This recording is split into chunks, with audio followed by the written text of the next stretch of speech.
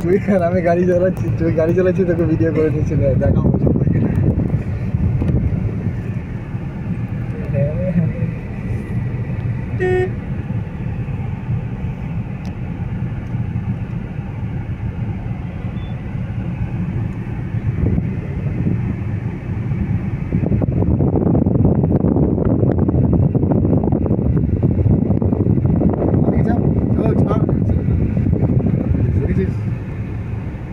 সামনে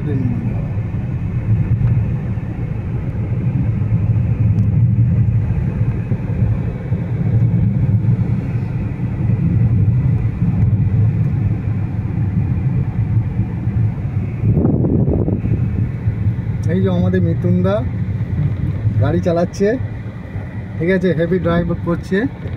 ওনার সঙ্গে এখন বর্ধমান যেতেছি। হ্যাঁ, 2 নম্বর পড়ে যাবে।